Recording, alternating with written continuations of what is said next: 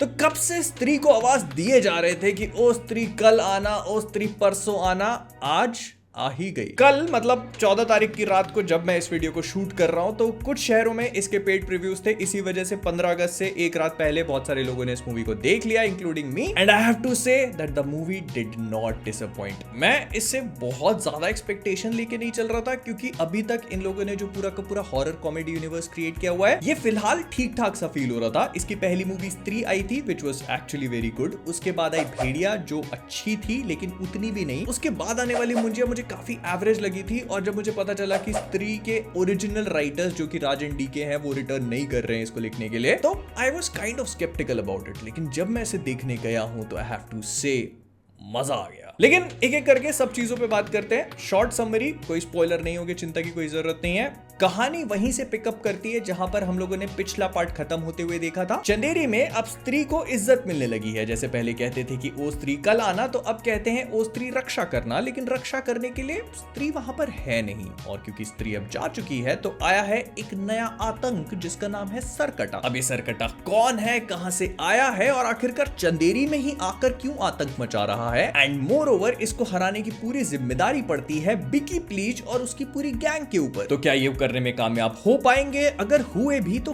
कैसे? क्योंकि सरकटा एक्चुअली में बहुत पावरफुल है, एंड व्हेन आई से बहुत ज्यादा। तो ये सारी चीजें आपको मूवी देखकर ही समझ में आएंगी। लेकिन अगर मैं मूवी के डायरेक्शन और बाकी चीजों के ऊपर बात करूं तो सबसे पहले मेरे लिए पर्सनली मुझे ऐसा फील होता है कि हॉरर और कॉमेडी बहुत ही ज्यादा सब्जेक्टिव चीजें होती हैं और उन दोनों को एक साथ एग्जीक्यूट करना तो और भी ज्यादा ट्रिकी हो जाता है। मैं ऑनेस्टली इस पूरे हॉरर कॉमेडी के इतने फेवर में नहीं रहता क्योंकि मुझे ऐसा लगता है कि अगर आप डर रहे हो तो उसमें हंसी का कहीं पर भी रूम होता नहीं है, क्योंकि एक इंसान अगर डरने की कोशिश कर रहा है तो उसको डरना ही चाहिए, हंसना नहीं। But this movie actually proved me wrong, क्योंकि इन लोगों ने हॉरर के साथ बहुत ही सीमलेसली अपनी कॉमेडी को ब्लेंड किया है। और उसका एक बहुत ही इंपॉर्टेंट एस्पेक्ट है इस मूवी की राइटिंग। जिस तरह से इस मूवी के डायलॉग्स लिखे गए हैं और उससे भी ज्यादा जैसे उनको बोला गया है, तो आपको ऐसा लगेगा भी नहीं कि ये चीज कहीं ऊपर से आ रही है और वहां पर फिट नहीं हो रही। नहीं तो किसी मूवी में अगर हॉरर के साथ कॉमेडी होने लगती है तो I personally am not a fan of it. लेकिन ये मूवी उसको बहुत ही आसानी से दिखा देती है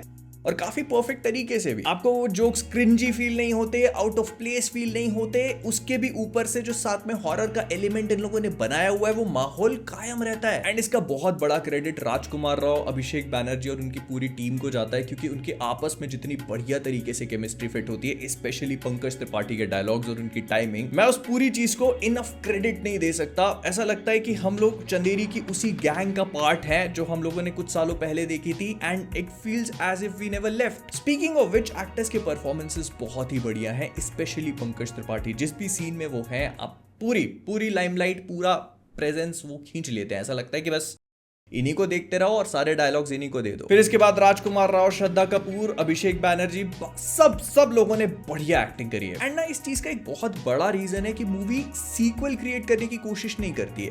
मूवी उन्हीं चीजों पे बिल्ड करती है जिसने फर्स्ट पार्ट को इतना ज्यादा अच्छा बनाया था। मतलब जो चीजें हमें फर्स्ट पार्ट में पसंद आई थी, मूवी उन्हीं को साथ लेकर चलती है, उन्हीं की मेमोरी और नॉस्टैल्जिया थोड़ा बहुत क्रिएट करती है और उसके ऊपर से हमको कुछ नए एलिमेंट्स इंट्रोड्यूस करवाती है, जिस वजह से हमारे साथ वो फील भी बनी रहती है और साथ में ऐसा लगता है कि हम कुछ नया भी देख रहे हैं। And I don't want to spoil stuff, लेकिन ये मूवी एक परफेक्ट एग्जांपल है इस चीज का कि अगर किसी एक्टर को अच्छी तरह से लिखा जाए, उसको प्रॉपर डायलॉग्स दिए जाए और उसको टाइम दिया जाए, तो अच्छे लोगों का परफॉर्मेंस बाहर निकल के आ सकता है, फिर चाहे उनकी पिछली कुछ पिक्चरें चल रही हो या नहीं। मूवी का CGI और VFX हो सकता है कि बहुत सारे लोगों को लगे कि उतना ज्यादा एक्यूरेट नहीं है, उसको देखकर उतना मजा नहीं आ रहा क्योंकि मेन विलन जो है वो पूरी तरह से VFX से क्रिएट किया हुआ था। बट पर्सनली मुझे उससे कोई भी कंप्लेंट नहीं है, बिकॉज उसका जो पर्पस है वो बहुत ही आराम से सर्व कर देता है। लेकिन आपका टाइम ज्यादा वेस्ट ना करते हुए मैं आपको ये बता देता हूं ताकि आप खुद से डिसाइड कर लो कि आपको मूवी देखनी चाहिए या नहीं। तो अगर आप लोगों को स्त्री 1 नहीं पसंद आई थी तो ये मूवी आपके लिए बिल्कुल भी नहीं है, बिकॉज ये उसी पर डबल डाउन करती है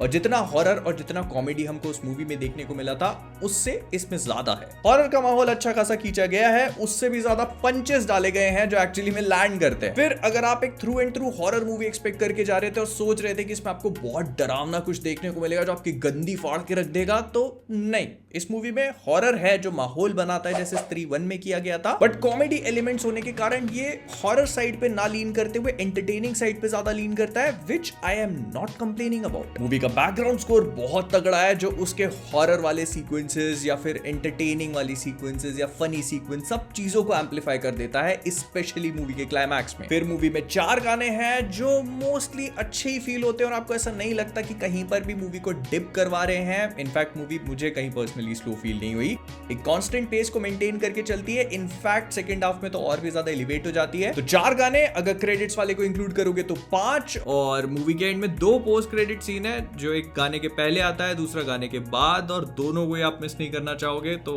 बैठे रहना। फिर कोई चुम्मा चाटी वाले सीन नहीं है, घर वालों के साथ जाके देख सकते हो अगर वो थोड़ा बहुत हॉरर देखना पसंद करते हैं तो कुल मिला के स्त्री 2 मेरे लिए काफी अच्छी मूवी थी जिसको मैंने एंजॉय किया पर्सनली। हॉरर कॉमेडी का मैं पर्सनली बहुत बड़ा फैन नहीं हूं और मुझे लगता है कि दोनों चीजें साथ में जाती नहीं, but this movie actually proved me wrong and I am all glad for it. मैंने सोचा नहीं था कि ये मूवी अपने सिनेमैटिक यूनिवर्स को लेकर इतना ज्यादा हार्ड जाने वाली है जो ये जाती है। इससे पहले तक हम लोग जो भी सिनेमैटिक यूनिवर्स की छोटी छोटी चीजें देखते आ रहे थे, पोस्ट क्रेडिट सीन के कनेक्शंस, वो यहाँ पर आकर कल्बिनेट होते हैं एंड मैं पर्सनली ये पूरा का पूरा सिनेमैटिक यूनिवर्स आगे कहां जाकर कनेक्ट होता है और कंक्लूड होता है उसको देखने के लिए एक्साइटेड हूं। तो ये वाली स्त्री तो आ गई।